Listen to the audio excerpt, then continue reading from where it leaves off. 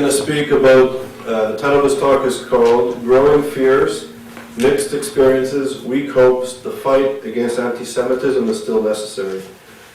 Professor Weisskirchen is the personal representative of the chair in office of the OSCE in combating anti-Semitism, and he's the spokesperson on foreign affairs for the SPD group within the OSCE. Currently, he's a personal representative for combating anti-Semitism in the Organization for the Security and Cooperation in Europe, the OSCE, and he held this position since 2005. He's a member of the German Federal Parliament, the Bundestag, and he has been so since 1976. He's currently the spokesperson for the SPD parliamentary group with the Bundestag Committee on Culture and Media Affairs, and he's held this position since 1999. And he's the chairman of the German-Russian parliamentarian group in the Bundestag. Since 1992, he's been a member of the Helsinki Citizen Assembly, a controlling body of peace and civil rights movements based in sort of a movement that came from Havel. In 1992, he became a member of the acting federal administration of the German Czech and the German Slovak Society. And since 1976, he's been a member of the German Bundestag Committee on Foreign Affairs. I first met Professor Weisskirchen at the Herzliya conference, and I've met him actually in this very special meeting. It was a best practices meeting that was held in the Bundestag for the OSCE on combating anti-Semitism. He also has co-edited books. The most recent is a special meeting on anti-Semitism in conjunction with the OSCE Parliamentary Assembly meeting. So he is a scholar, I think an active politician, especially on issues of human rights, and somebody who's been very active in leading on issues of anti-Semitism in the current context. So it's an honor that you're here, and I welcome you.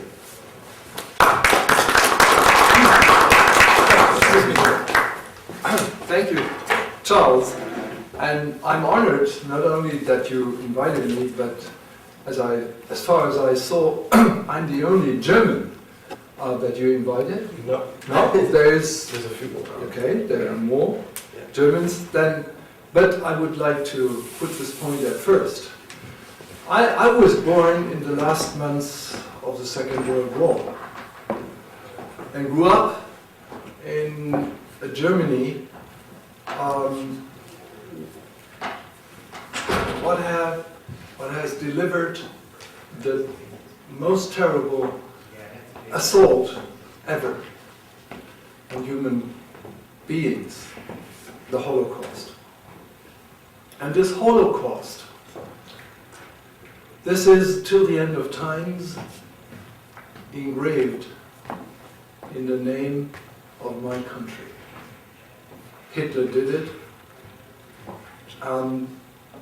Since then, the politicians, we Germans, we should be obliged to fight against anti-Semitism when it begins, from the very first moment on. That's a kind of a moral responsibility, but more than that, political obligation. So this is the reason I do think why I'm standing here in front of you. And the OSCE is one of the tools, one of the political tools that you can put in place if necessary. But you have to understand that the OSCE is not a legally binding organization, but only a kind of a politically binding organization. 56 member states, from Canada, United States of America, to the end of Russia, Vladivostok. 56 member states. And this organization is only one instrument that you can use in the fight against anti-Semitism. There are several other tools, but if you try to use the tools of the OSCE, then again you should know there is no army, no police in order to implement the decisions and the commitments that the member states have accepted, but only a kind of moral expectations. And this is then my work, to try to look into the different member states. What are they doing in order to implement these commitments that they have accepted? And in the fight against anti-Semitism, roughly 50 commitments are were and have been accepted by the member states. And if you look into the segments of these commitments, ranging from, for instance, Holocaust education, Holocaust Remembrance Day, to legislation. What kind of understanding do we have in the whole OSCE region? What is really anti-Semitism? We have worked out a working definition to understand what anti-Semitism really is. So these different commitments are on the table, and my work is then to try to find out in what way are the different 56 member states implementing these commitments into their own national culture and political processes. And you should know then, because of the fact that we as OSCE cannot press these states, that although they have admitted these commitments, that they are in the process of implementation clear-cut. I only can name then what are they doing, in what way are they fulfilling, or in what way they are failing in order to implement these commitments. And for instance, the working definition on anti-Semitism is only put in place by a minority of these 56 member states. Some member states are ready to accept these principles, others are rejecting these principles, and others are reluctant to put them in place. Take the case of Holocaust education. We have delivered a book dealing with guidelines for the ministries of education in the respective different member states, in order to give them ideas how to create new educational systems, how to define curricula, how to give materials to the teachers so that they can use these materials into the classroom in order to bring to pupils and students a better understanding of what Holocaust really was. And in an overview, I saw that roughly 25% of the 56 member states were ready to implement these guidelines. Roughly 25% are objecting to do anything about it, and the others were shilly-shally, so to say. They are doing something, and some of them are more than reluctant. So this is then the picture of reality.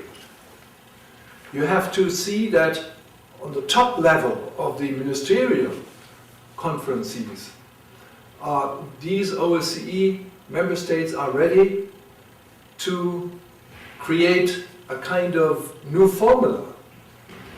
But then, if it comes to the real question, how to bring then these ideas through from the top level of the state leaders into the segments of government and then pouring into the segments of society and societies of these 56 member states, then there are remaining questions and some not only reluctance but kind of resistance to be seen in reality. So this is the situation we are facing.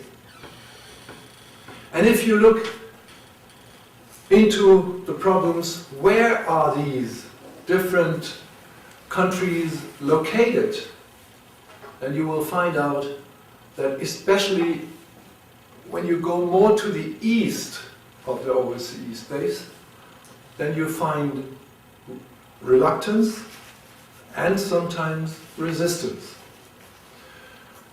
Especially if you go to the not EU countries, European Union countries, then you find out Central Asia, Russia, the Russian Federation, Ukraine, Belarus, Moldova.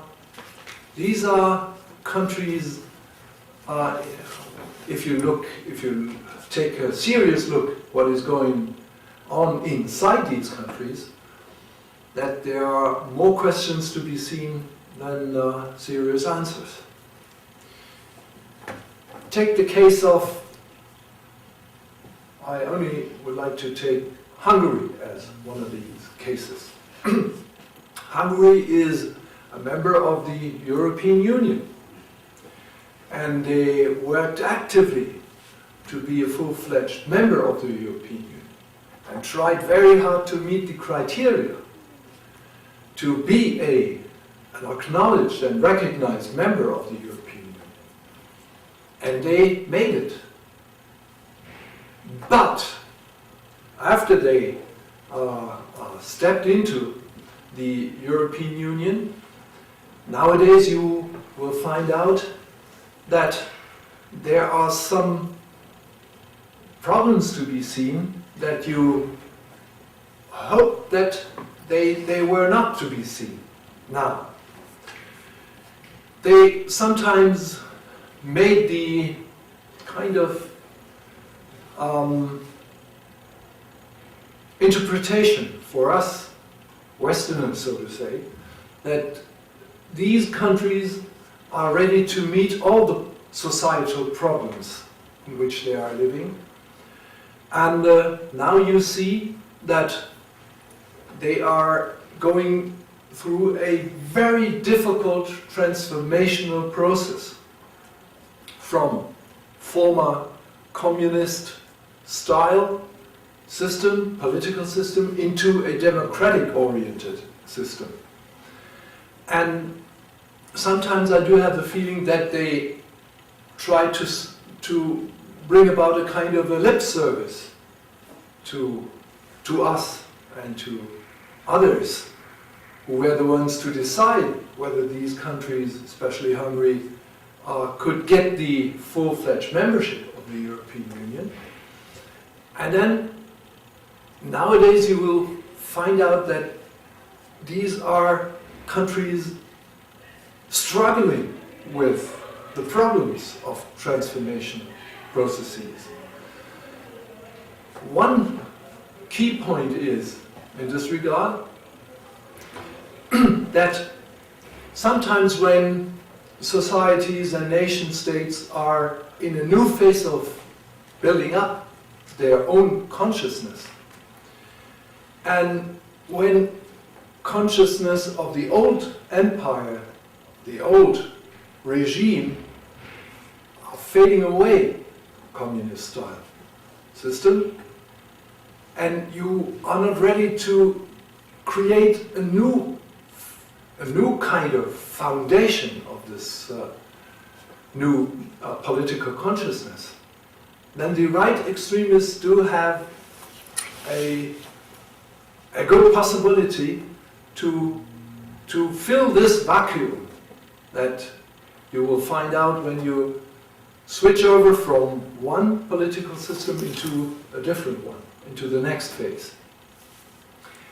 And in this regard, if you have a kind of an old style right-wing and right extremist movement, then inherited in this movement are segments of neo-Nazi orientation.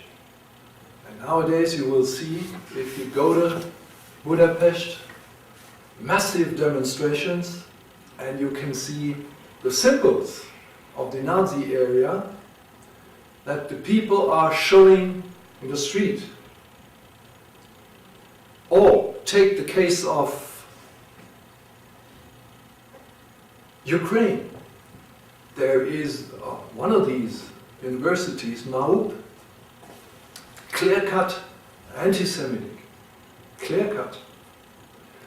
And I talked to President Yushchenko on this point, and there is no doubt that the political leadership in these countries, Hungary and Ukraine, are against that kind of right extremist orientation, against a new build or a character of neo-Nazism, new recreated political class, but they are really strongly against this development.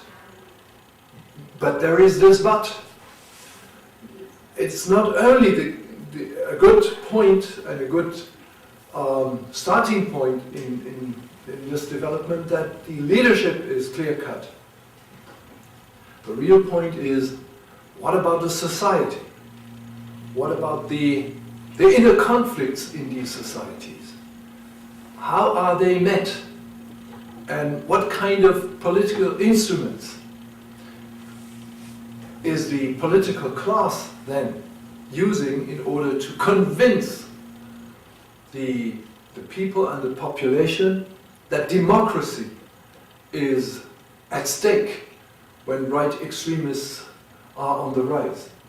And in the back of this, behind them, of these right extremist groups is anti-Semitism on the rise too. These are the challenges of the transformational situations in which these countries are living. Or take the case of Poland. There are, I don't know how many, but several hundreds or something, Jews living in Poland.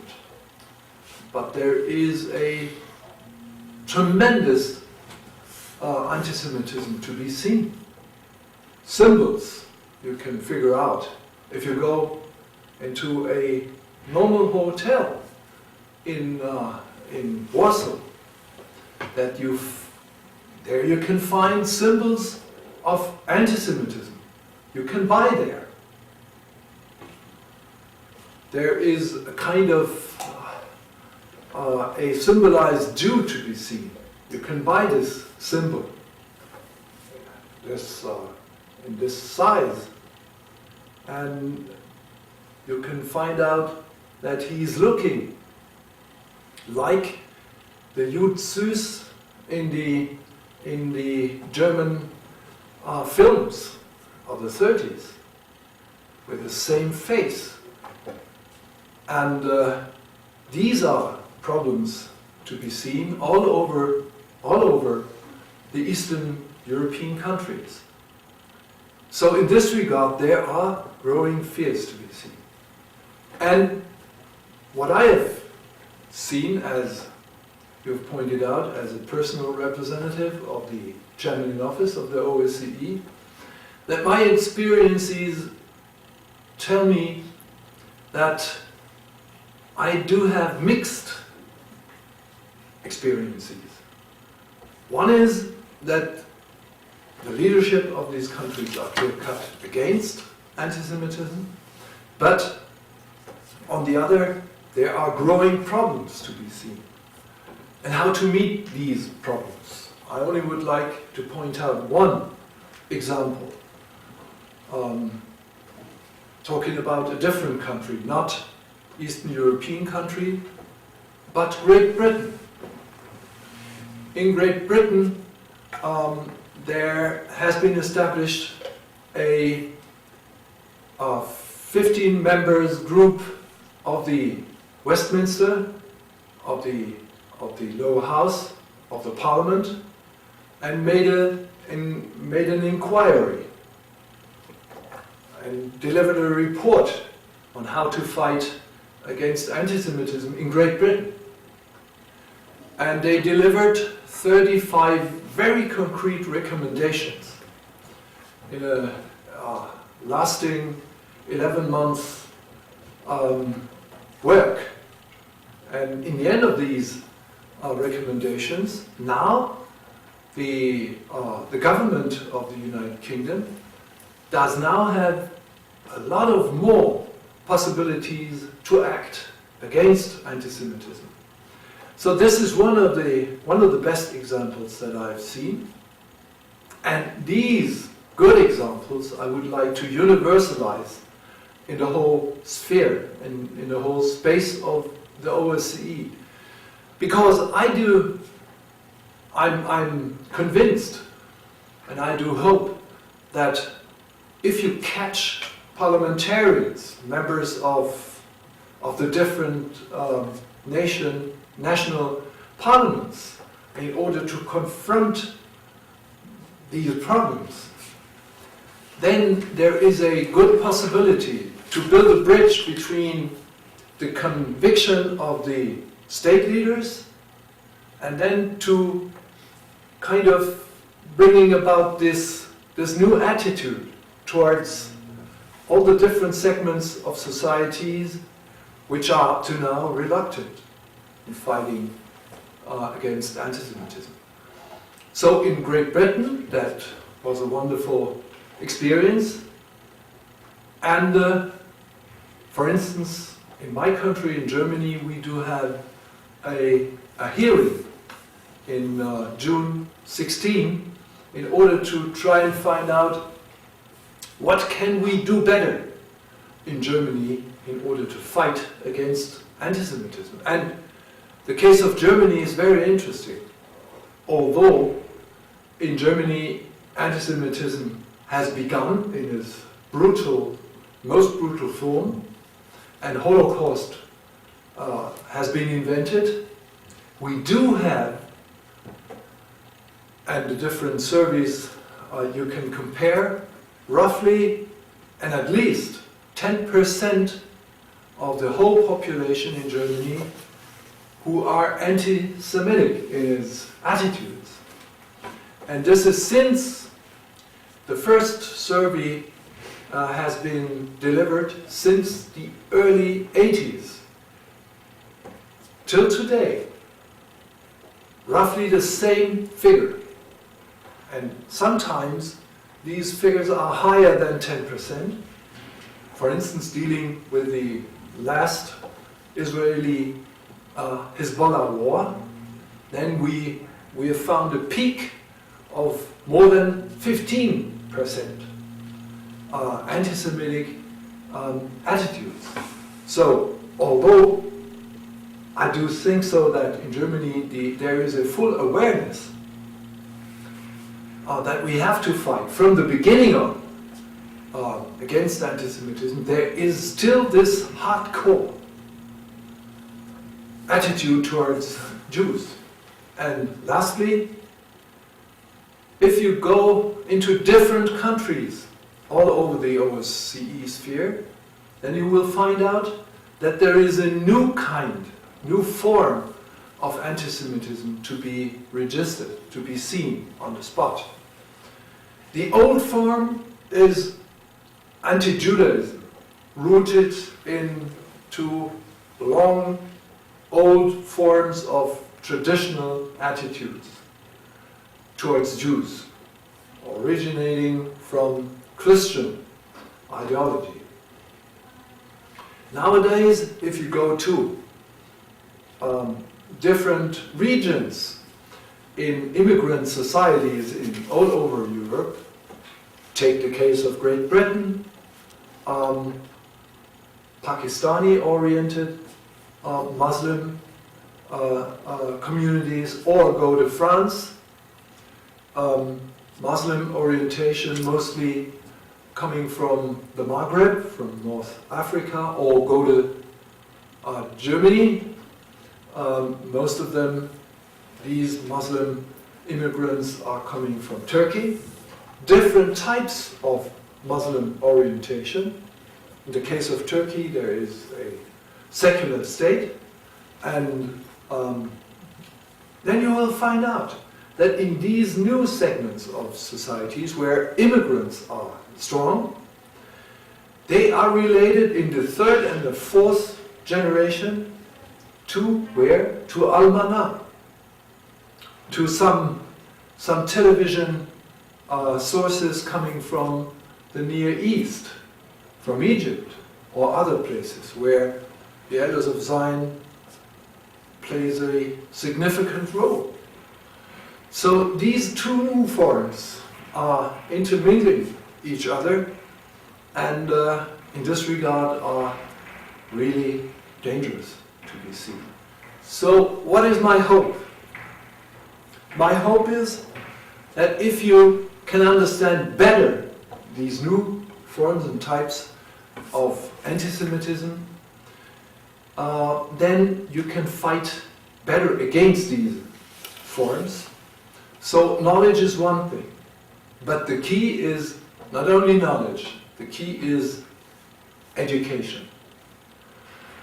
And if you have in mind that education has to do with creating attitudes for the younger ones, so that they are aware of the fact what is going on in the street or in the bus or wherever, in the sport field, wherever they are experiencing or facing the problem that whoever is representing a minority and he is attacked by some other who feels that he is the or she is the majority representing, then he has to stand up, he has to speak out, he has to fight against from the beginning. And in this regard, our guidelines are telling teachers and the younger generation that we have to create these kind of democratic-oriented values. And in this regard, I do really hope, that there are not only mixed experiences, there are not only growing fears, which I felt after these years, but there are possibilities to act against, and these are hopes to be seen.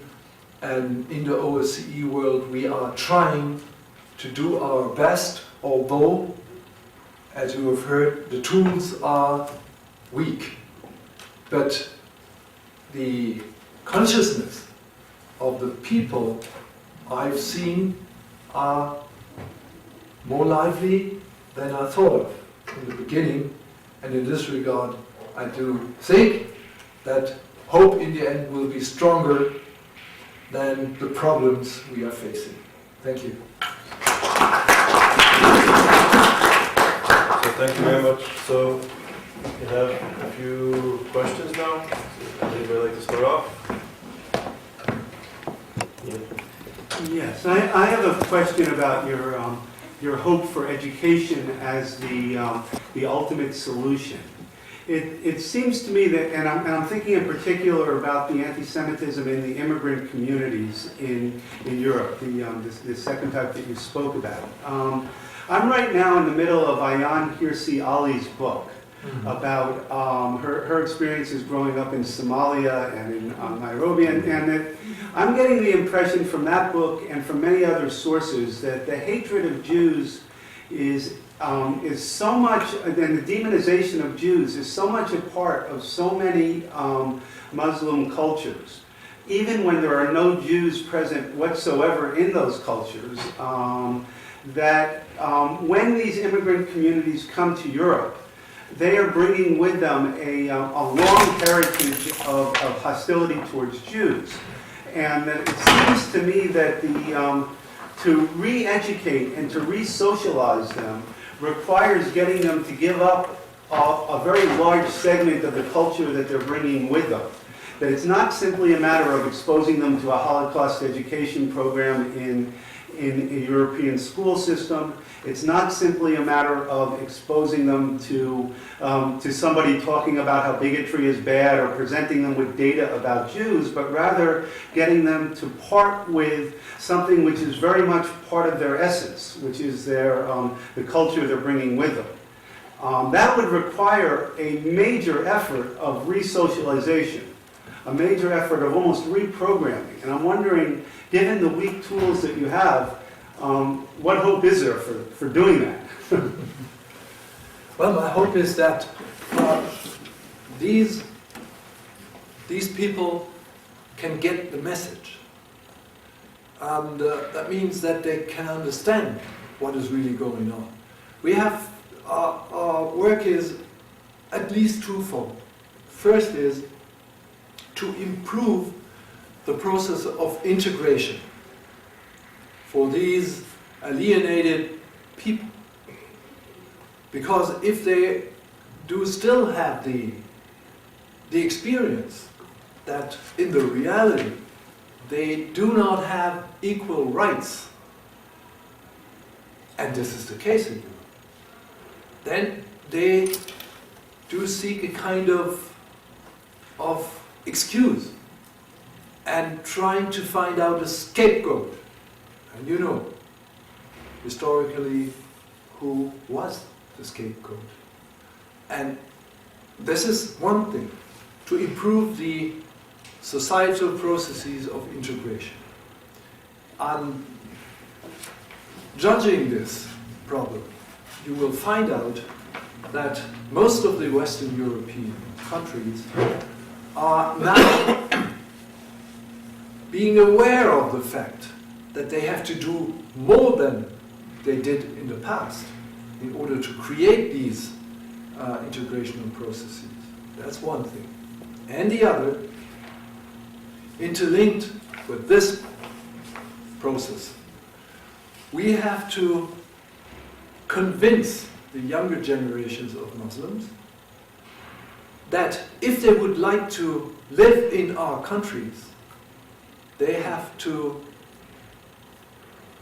I would put it, not only re-socialized, but to civilize themselves in a way that they are ready to share with us the common view that has been emerging since the end of Second World War, that we need each other irrespectively where we are coming from.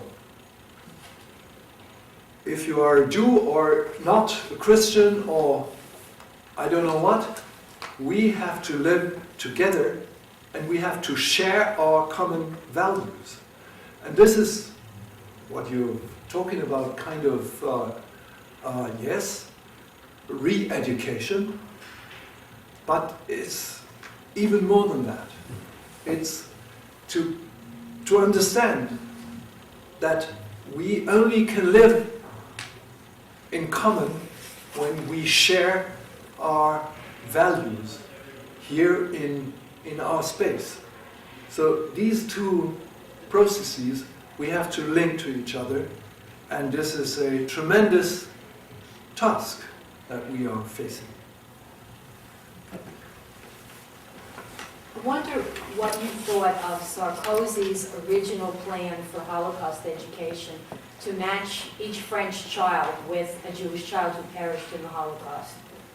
I do think that this is a wonderful idea. The only question is remaining, at what age can you do this? There is a debate in France when you can start this. But this is a wonderful idea. And you should know that in France, earlier, and in Germany, for instance, the states, we are financing, having meetings with Jewish students. Not only in Germany or in France, but for instance in Auschwitz. So this is one of the key elements of our programs, so that the younger ones can have a chance to understand the other, and then to recognize that he or she, the other, is roughly than I am. There is no real difference between us. Professor, I would like your comment, similar to what the gentleman in the back talked about, the education.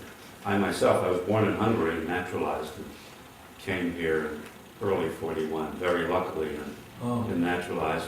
And, we lost our family, so I can testify to the Holocaust. My question to you is, if you take away the violence and feeling in Arab states about the territorial claims of Israel and the anti-Semitism which is focused upon property and the Palestinian problem and Israel itself, and then you take away the threats that over the course of the Middle Ages that you had religious opposition to the Jews as being the ones in the Catholic Church until Vatican II was involved in that direction.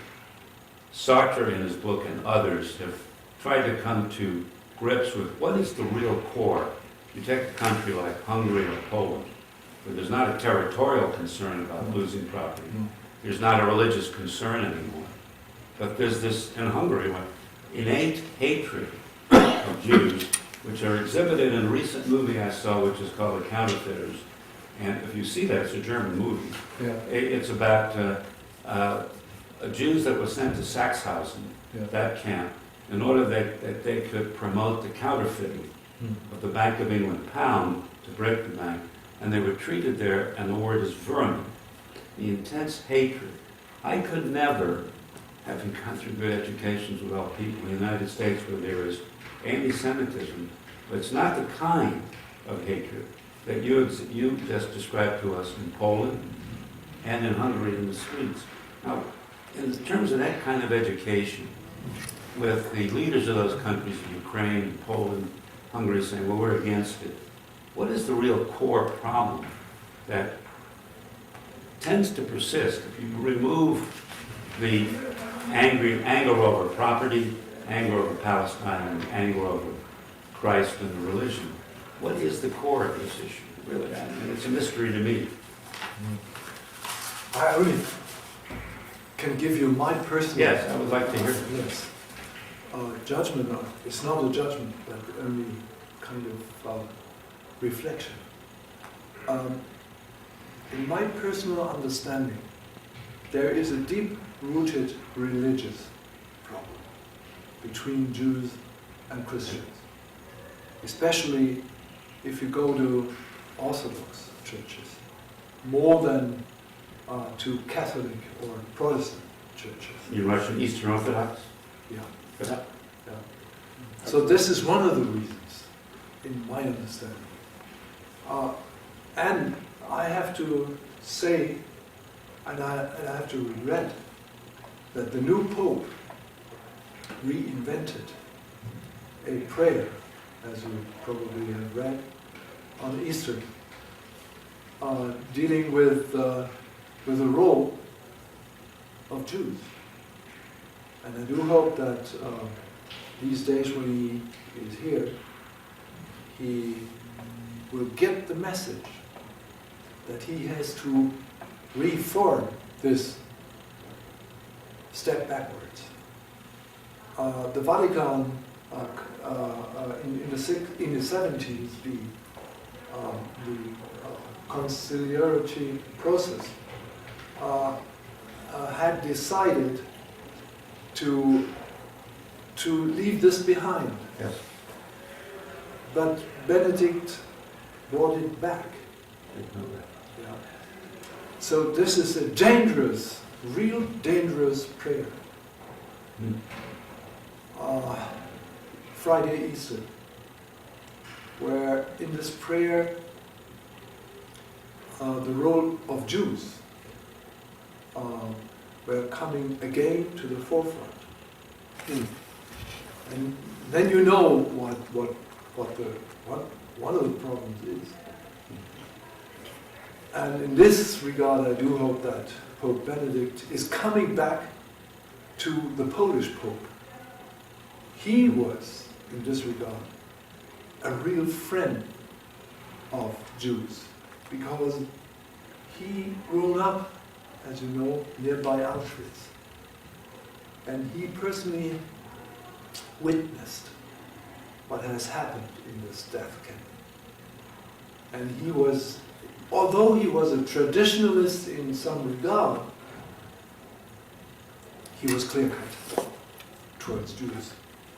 And Benedict, and I must say, although he is a German, he should know what he's doing in this regard. And he should immediately come back to the prayer that has been inaugurated in the 70s. Do you think, Professor, in countries like Hungary and Poland, Ukraine, which had the anti-Semitism after Pope John XXIII in Vatican II rolled back that mention of the Jews, that hatred is religious-based? Is that? And that's what I'm talking about. Thank you. I just want to point out something, and then I would have a question about it. The new anti-Semitism that is mentioned occasionally is relatively a new product, but essentially it is the old Christian anti-Semitism, which was picked up by the Arabs, especially by the Islamic leadership of the Arab world, already at the beginning of the 20s, of the previous century. Egypt. It's important to note that the forefront, the leadership for the anti-Jewish, anti-Zionist, came not from political circles. No. It came from the religious. Yes.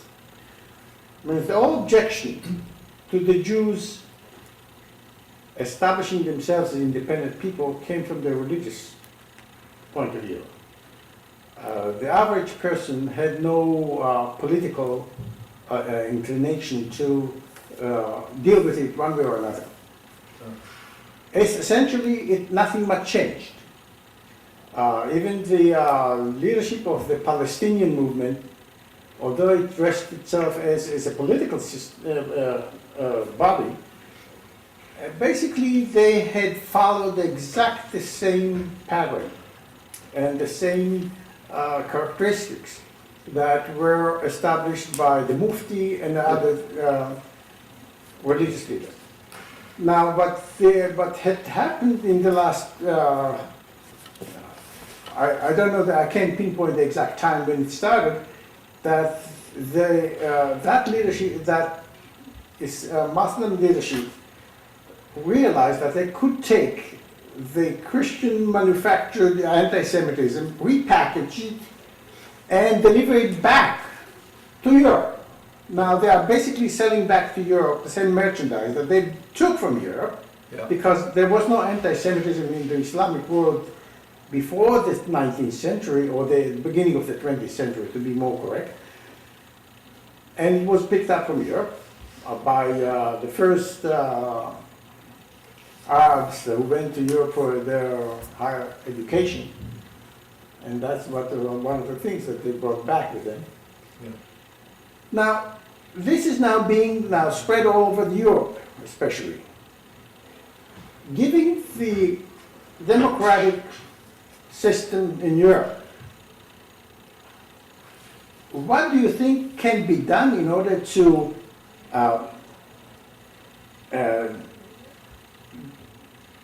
subverge this movement before it becomes worse, especially when we remember that the democratic system failed to subdue the Nazi movement.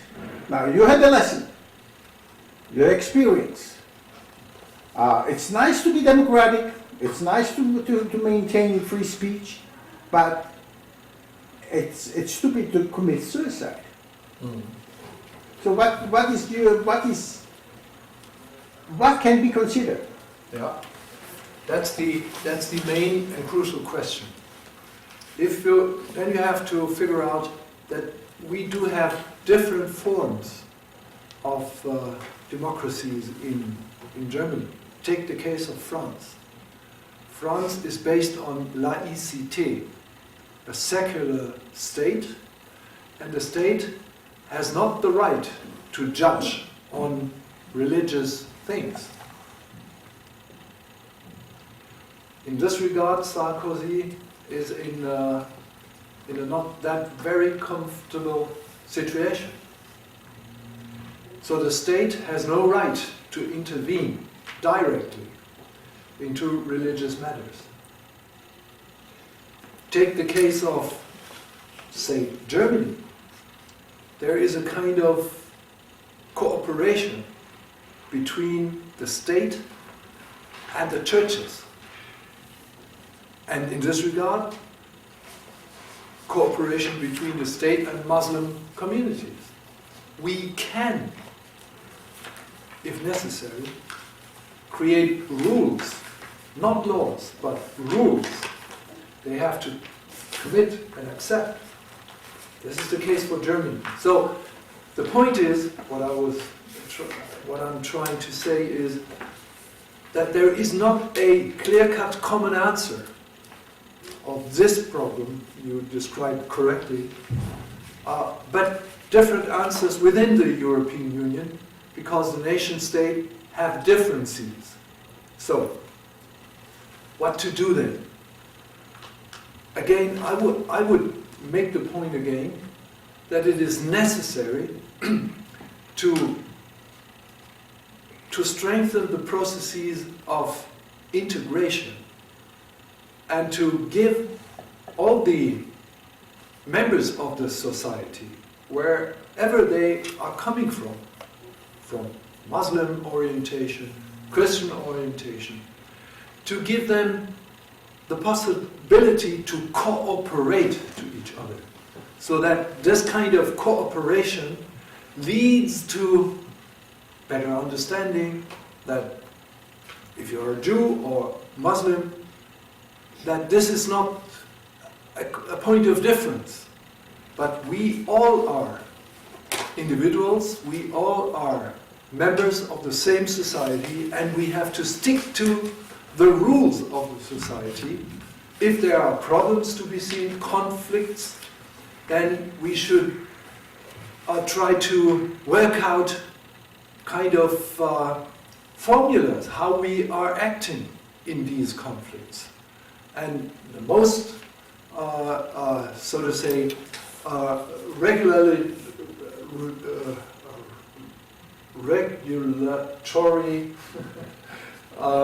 law, so to say, or rule is that we have to act peacefully, although there are problems to be solved. And not only problems, but conflicts to be seen. So, in this regard, again, I do hope that this kind of civilizational process is now being enhanced by looking into the different problems of our societies. But you are right in saying nobody knows the outcome of this. And if necessary, the state has to be strong in order not to be destroyed again, as we have witnessed in the end or the beginning of the 30s of the last century. So I'm going to ask a question you were asked the Yeah. second question. So you in a sense focused on the internal societal issues of anti-Semitism within the OECD or within the European Union. So I want to challenge you to look to external and foreign affairs, which you're an expert of. In Article 3 of the Convention for the Prevention and Punishment of Genocide, Article 3 stipulates very clearly and simply that incitement to genocide is against the Convention. Ahmadinejad, I think anybody who looks at what he's been saying over the last several years consistently and clearly is inciting to genocide based on what the Convention's definition is. What is the OECD's responsibility internationally to this phenomenon? One. And two, given the European Union in general and Germany specifically, given the threat of another Holocaust, and I'm choosing my words very deliberately and carefully, what should be the reaction, what can be the reaction of Europe, of Germany, to stop this disaster in the making? Number one, the OSCE has no tool available against this. The only thing what we can do is have a debate on this and speaking out, and this has been done. Secondly, what can the European Union do?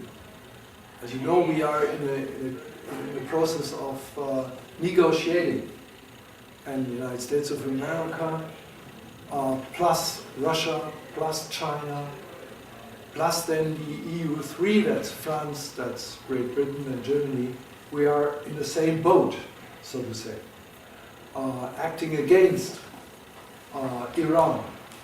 And you know that the Security Council delivered several measures in order to strengthen the process of boycott.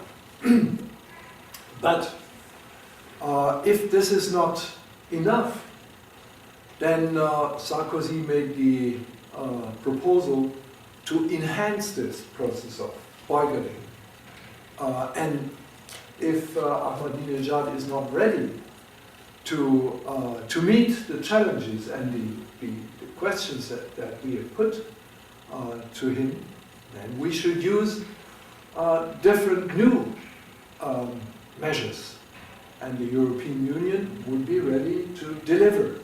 This is in the process now of debating in the different member states, and I don't know when the time will come, but we are in a heat debate on this. There are different member states who are not opposing to this, but reluctant to new boycotts, because they argue the United States of America has been putting in place boycotts, and what was the outcome? So this is the question that they are now bringing forward. But again, we are debating this, and if necessary, we are ready to make it much more precise and painful, especially for the political elite of this country in Iran. And if necessary, if, for instance, Israel comes to the conclusion that that kind of measures are not helpful, then Israel is free to act. And if necessary, then especially Germany, we have been debating on this since several months, then we are someone to support, if necessary. So just to follow up quickly, do you think the European Union or members of the European Union would engage in something more substantial than sanctions? Would they engage in military action if it became apparent that there was an existential, real danger to the future of Israel?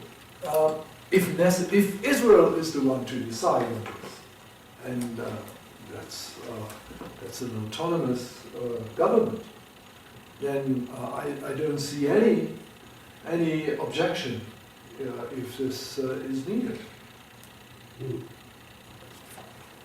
You want to- I'm still absorbing your answer to that.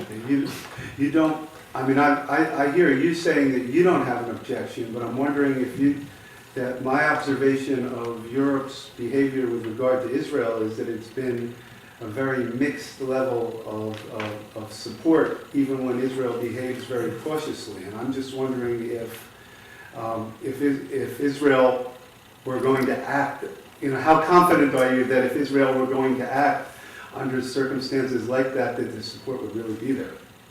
Well, Not your opinion now, but your prediction of how Europe would deal with it. yeah, as always, when Israel is acting, there is then debate in several countries. But take the case of the Lebanon war. There was no real critique against Israel to be seen.